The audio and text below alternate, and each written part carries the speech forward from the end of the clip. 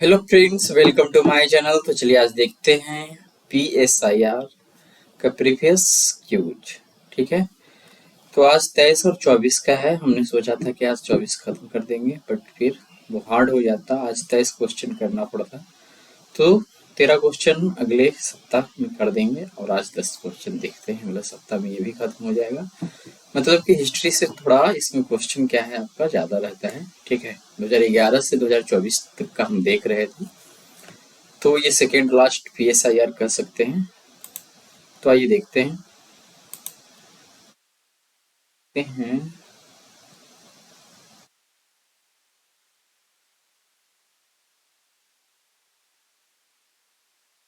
Set 16। ठीक है, set 16 में हम देखने का काम करेंगे। आइए देखते हैं पहला क्वेश्चन। तो पहला क्वेश्चन कुछ ऐसा आया था 2023 में। ठीक है, भारत की ध्वज संहिता जो 2002 आया था के अनुसार भारत के राष्ट्रीय ध्वज के बारे में निम्नलिखित कथनों पर विचार कीजिए।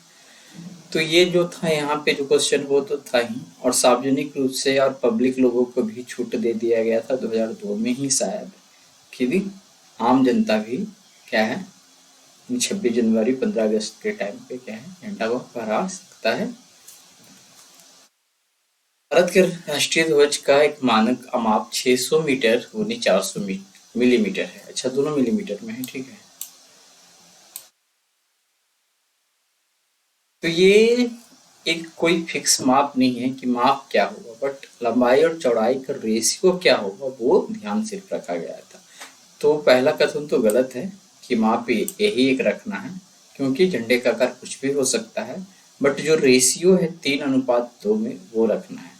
और ध्वज की लंबाई से ऊंचाई का जो अनुपात है वो 3:2 में होना चाहिए। ये कथन सही है, पहला कथन गलत है।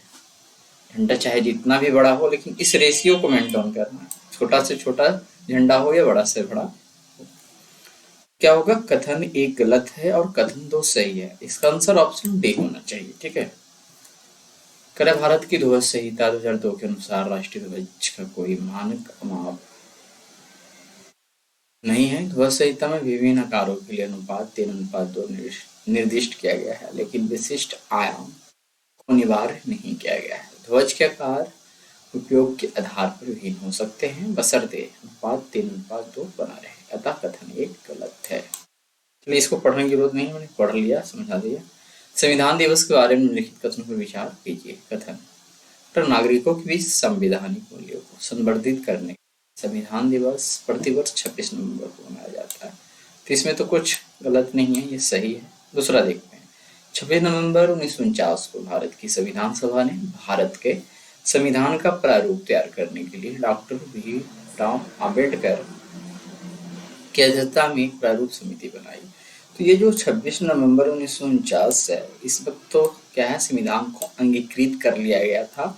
प्रारूप तैयार करने के बाद शायद 9 दिसंबर के आसपास का जो बैठक ये सब हुआ था उस वक्त बना होगा। ठीक है, बट ये 26 नवंबर 1949 को इसको स्वीकृत किया गया था, अंगीकृत किया गया था, अपनाया गया था। बट लागू करने की बात आता है तो बोलते हैं कि 26 जनवरी 1950 को हुआ था, लेकिन इसको स्वीकृत कर लिया गया था, अंगीकृत कर लिया गया था जो हम बोलते हैं। तो जिस कारण से ये कथन दूसरा क्या है गलत है। तो क्या हो जाएगा यहाँ पे? ऑप्शन सी होगा, कथन एक सही और कथन दो गलत है। ठीक है, आगे चलते हैं। होमगार्ड के संदर्भ में निम्नलिखित कथनों पर विचार कीजिए। पर होमगार्ड को होमगार्ड अधिनियम और केंद्र सरकार के नियमों के अधीन क्या समुत्थापित किया जाता है, मतलब स्थापित किया जाता है, ये होना चाहिए इसका अर्थ। तो ध्यान देना है, केंद्र सरकार यहाँ पे नियम होमगार्ड के लिए नहीं बनाता है, जनरली केंद्र शासित प्रदेश और राज्य सरकार को बनाया के द्वारा बनाया जाता है, ये होना चाहिए। फिर होमगार्ड की भूमिका आंतरिक सुरक्षा बनाए रखने में पुलिस के सहायक बल के रूप में सेवा देने की है, तो ये बात सही है। फिर है अंतर्राष्ट्रीय सीमा तटीय क्षेत्रों में घुसपैठ रोकने के लिए कुछ राज्यों में सीमा विंग होमगार्ड बटालियन क्या बोलेंगे सम उत्थापित की गई है। इस प्रकार से यहाँ पे क्या होगा, ये दूसरा सही होगा। तो केवल दो सही होगा। तो पहला क्या है कि होमगार्ड केंद्र सरकार के नियमों के तहत नहीं बल्कि राज्यों या संघ शासित प्रदेशों के होमगार्ड अधिनियम और नियमों के तहत स्थापित किया जाता है। प्रत्येक राज्य संघ शासित प्रदेश के अपने नियम और दिशा निर्देश हो सकते हैं, होते ही हैं। ठीक है, बाकी कथन क्लियर था। ठीक है, ये देख सकते हैं तीसरा, करेक्ट, कुछ सीमावर्ती राज्यों जैसे पंजाब 6 बटालियन, राजस्थान में 4 बटालियन, गुजरात में इसे 2 बटालियन है होमगार्ड का, मेघालय त्रिपुरा पश्चिम बंगाल में 1-1 बटालियन है होमगार्ड का, में सीमा बिंग होमगार्ड बटालियन स्थापित की गई, जो सीमा सुरक्षा बल के सहायक के रूप में अंतर्राष्ट्रीय सीमा तटीय क्षेत्रों में घुसपैठ रोकने, महत्वपूर्ण स्थानों की सुरक्षा और संवेदनशील क्षेत्रों में संचार लाइनों की रक्षा करने का कार्य करती है। भारत के संदर्भ में निम्नलिखित कथनों पर विचार कीजिए। कृत्य और यह कृत्य जिस अधिनियम के अधीन आता है। अच्छा, कोई यहाँ पे कुछ कृत्य है, वो क्या है, रिस्ट्रिक्टेड कृत्य है। कर अनधिकृत रूप से पुलिस या सेना की वर्दी को पहनना, तो ये किस अधिनियम में है, तो शासकीय गुप्त बात अधिनियम 1923, तो ये शायद सही माना गया है। ठीक है, इसी अधिनियम द्वारा अगर किसी पुलिस अधिकारी या सैनिक अधिकारी की ड्यूटी में तैनात होने के दौरान जानबूझकर उन्हें गुमराह करना या अन्यथा उनके साथ हस्तक्षेप करना, भारतीय साक्ष्य अधिनियम 1872। तो ध्यान देना है, ये भी ऊपर वाला ही कानून के अनुसार है, इसलिए दूसरा गलत हो जाएगा। नहीं, ये यहाँ पे क्या बोलेंगे, शासकीय गुप्त अधिनियम 1923। कर बंदूक या तोप से अनुष्ठानपरक गोला दागना, जिससे अन्य लोगों की व्यक्तिगत सुरक्षा के लिए जोखिम हो सकता हो, तो ये आयुध संशोधन अधिनियम 2019। यहाँ एक अनुष्ठान परक आया, मतलब शौक से शादी विवाह ये सब में गोलीबाजी कभी कभी होता है। ठीक है, तो ये भी एक तरह से रिस्ट्रिक्टेड ही होता है, आयुध संशोधन अधिनियम 2019। ठीक है, तो यहाँ पे 1 और 3 सही होगा, दूसरा गलत होगा, केवल 2 क्या हो जाएगा, सही। तो आधिकारिक गोपनीयता अधिनियम 1923 किसी व्यक्ति को वैध प्राधिकार के बिना किसी भी नौसेना, सेना, वायुसेना, पुलिस या अन्य आधिकारिक वर्दी या किसी भी वर्दी का उपयोग करने या पहनने से रोकता है जो कि उससे इतनी मिलती जुलती हो कि उसे धोखा देने के लिए गणना की जाती है। मतलब निच्छद्म भेष तैयार करके लोगों को इससे क्या है, धोखा चीट किया जा सकता हो, और यह खुद को गलत तरीके से प्रस्तुत करता है कि वह ऐसा व्यक्ति है जो किसी ऐसे वर्दी का उपयोग करने या पहनने का हकदार है या रहा है। फिर एक गलत तरीके से ये मेल है, क्या है, यह आधिकारिक गोपनीयता अधिनियम 1923 के तहत कि किसी भी निषिद्ध स्थान के आसपास के क्षेत्र में कोई भी व्यक्ति किसी भी पुलिस अधिकारी या किसी भी सदस्य को जानबूझकर गुमराह नहीं करेगा या अन्यथा हस्तक्षेप या बाधा नहीं डालेगा जो निश्चित स्थान के संबंध में गार्ड, संतरी, गश्ती या अन्य समान कर्तव्य पर लगे हुए हैं।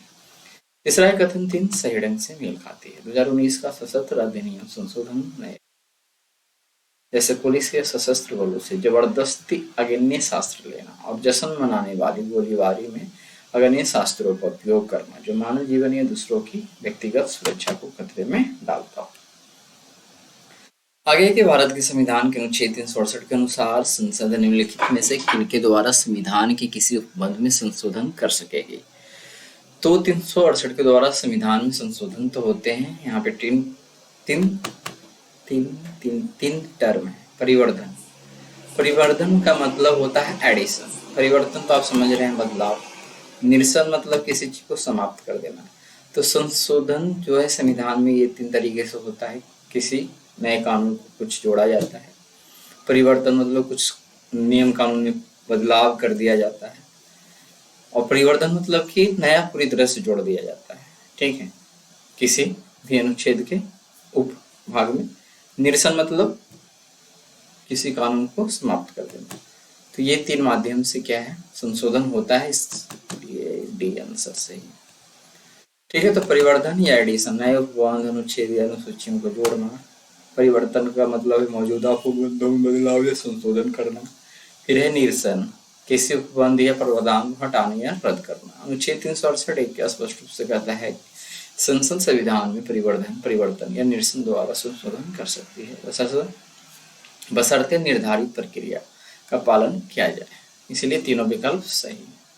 फिर संसद में धन विधेयक के संबंध में निम्नलिखित कथनों में से कौन सा सही है। तो धन विधेयक के बारे में क्वेश्चन हमेशा आते रहता है, पहले भी हमने इसको डिस्कस किया था। तो यहाँ देखना है कि अनुच्छेद सुनो, धन विधेयक के संबंध में विशेष प्रक्रिया को उल्लेख करता है, तो ये बात सही है, करता है। धन विधेयक राज्यसभा में पुनः स्थापित नहीं किया जाएगा, मतलब प्रस्तुत की बात कर रहा है। तो धन विधेयक सबसे पहले लोकसभा में ही लाया जाता है, उसको राज्यसभा में सबसे पहले नहीं लाया जा सकता है। तो पुनः स्थापित करने की बात वही है। करा राज्यसभा या तो विधेयक को अनुमोदन दे सकती है या परिवर्तन के लिए सुझाव दे सकती है, यहाँ तक तो ठीक है, किंतु इसे अस्वीकार नहीं कर सकती है। ये बात भी सही है, ये सही है, ये सही है। चलिए चौथा देखते हैं कि राज्यसभा द्वारा धन विधेयक में सुझाए गए संशोधन को लोकसभा द्वारा स्वीकार करना होगा।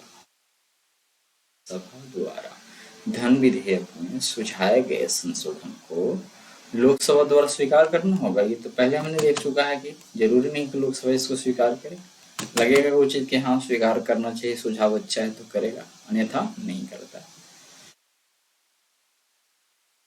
ये सी होना चाहिए आंसर, ऑप्शन सी। ठीक है, इसमें समझाने के लिए आप कुछ है नहीं, आगे देखते हैं। अरे निम्नलिखित में से कौन से भारतीय सशस्त्र सेना की तीनों सेवाओं में समकक्ष रैंक के संदर्भ में सही सुमेलित है? थल सेना, वायुसेना और नौसेना। ये क्वेश्चन एक तरह से इजी नहीं हार्ड है, क्योंकि इसमें बहुत सारा रैंक होता है और तीनों में आप कंपैरिजन करना है, तो उतना बच्चों को ध्यान नहीं रहता है। ठीक है, तो ये गलत होने के ज़्यादा ही चांस रहता है, लगभग लोग इसको गलत ही किए होंगे, बहुत सारे लोग सही किए होंगे तो अच्छी बात है। मेजर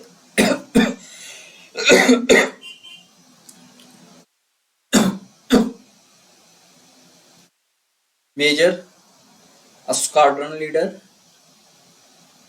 लेफ्टिनेंट, अच्छा ये यहाँ तक एक है, फिर एक कमांडर। ये तीनों जो है थल सेना, वायुसेना, नौसेना, नाम अलग अलग है लेकिन एक रैंक का है, बाकी में ऊपर नीचे है। तो इसको आप यहाँ से देख लीजिए। ठीक है, ये चारों को हमने यहाँ पे, ये सही है। मेजर, लेफ्टिनेंट कमांडर और स्क्वाड्रन लीडर। अच्छा इसमें हमने उल्टा कर दिया था क्या?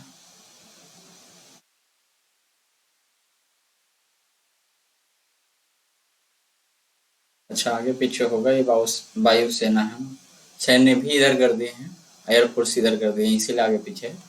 तो ये तीसरा नंबर पे ही क्या है, सही है।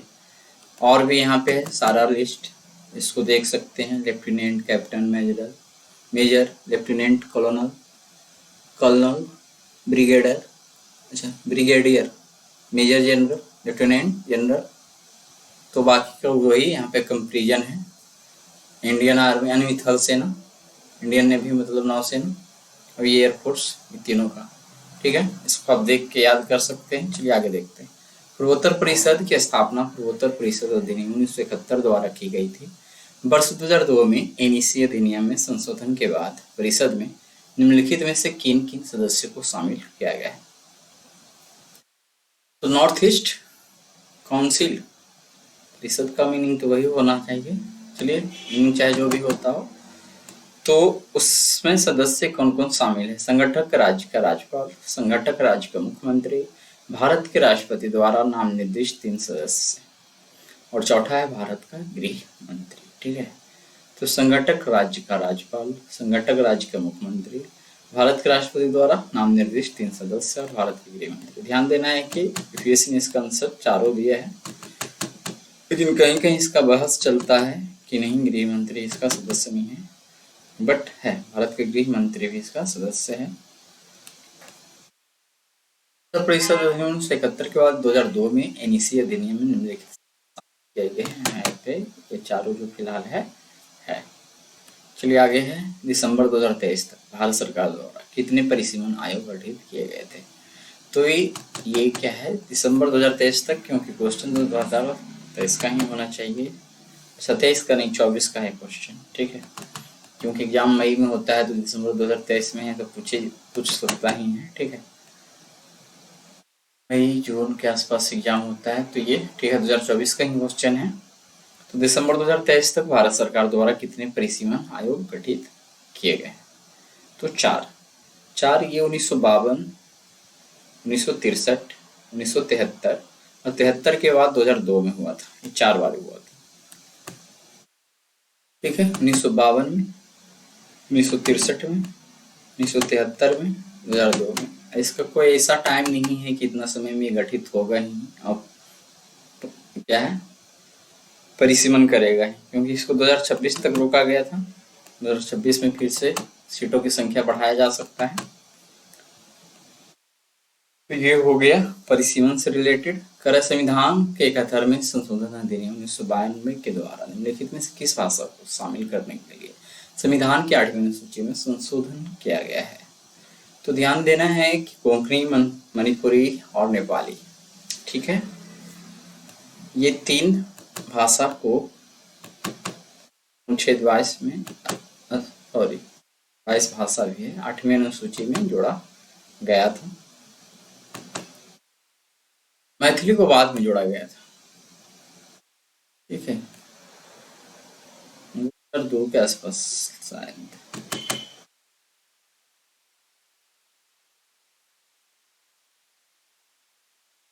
करा है संविधान के 71वें संशोधन अधिनियम 1992 के द्वारा संविधान की 8वीं अनुसूची में कोंकणी, मणिपुरी और नेपाली भाषाओं को सम्मिलित करने के लिए मैथिली को बाद में संविधान के 92वें संशोधन अधिनियम 2023 के तहत जोड़ा गया था, ठीक है। नहीं है तो मिलते हैं कल इकोनॉमिक्स के 10 क्वेश्चन के साथ। तो देखते हैं इकोनॉमिक्स कहाँ तक पहुंचा है, शायद वो और पीछे है, ठीक है। तो चलिए आज भर के लिए इतना ही रहने देते हैं, कल इकोनॉमिक्स के सेट के साथ मिलते हैं। तो लगभग 2023-24 में हमारा प्रीवियस क्वेश्चन पहुंच चुका है।